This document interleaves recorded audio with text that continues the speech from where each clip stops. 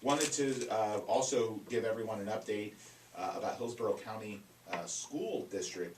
The boundaries changing, so high school boundaries are changing out in Hillsborough County. It's not going to affect a lot of the area, but there's definitely some uproar out in East Hillsborough and South Shore with some proposed high school boundary changes. So if you own a property out there, if you're looking to buy a home out there, definitely something to pay attention to. If you've narrowed it down to a certain area that you want to live in because of a particular school district, pay attention to some of those changes going on. There are some meetings going on, and at this point it is, there's an additional proposal for some other boundary changes. So at this point it's proposed. It's not, it's not set in stone. Certainly go out and attend the meetings and speak to your local politicians, but there are some people out there, in the East Bay High area that made the newspaper this weekend. They're in quite an uproar. So definitely pay attention to the school districts in Tampa and South Tampa specifically. We've got the boundaries that have been there for a while, and they've always been discussed getting changed. So, certainly something. So I got a question, Andrew. How much does the school district affect somebody's home buying decision? Well, I'll tell you, it's considerable. It's probably one of the most impactful things. I mean, really? If you think about it, people buy a home, a lot of times to start a family, and they do a lot of research on schools to decide what school to go to. So, for some people out there in East Hillsborough, they feel, kind of like somebody's pulled the rug out from under them because they may have decided to buy a home in that particular school district. And now they're a high school aged kid. A few years down the line are now being told they may have to go somewhere else. So first, if you look all over Tampa Bay, or specifically in Tampa, in St. Pete, the boundaries aren't as important because there's a lot more choice options there.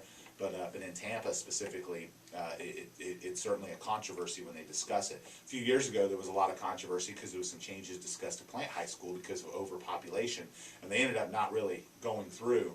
But nonetheless, it's always a hot item. But as far as how it impacts, it's a very large impact because does the school trump the house, or is the house the first choice? I think it depends on how great the school is in the area of town, but there are parts of town where you have the school trumps the house. In other words, there are people that say I'd rather pay more money for the smaller house and be in that district. And in South Tampa specifically, you have that happen a lot with Plant High School, right. Which is kind of interesting because Robinson High School has actually turned into an incredible high school. It's got great athletics, great academics now. It's really turned the corner. I think it's underrated quite a bit. But there's certainly people that have long been attached to the idea of their kids going to Plant, or they went to Plant, and they've been in South Tampa a while. So I've always heard like schools are important. Palm Harbor University in Palm Right, Harbor that's a great school too. Yeah, it's a big deal. But anyway, and I'm not a school expert, but what's the difference between going Palm Harbor University versus Eastlake High School? Well, when I think the kids, historically, there are studies out there that show the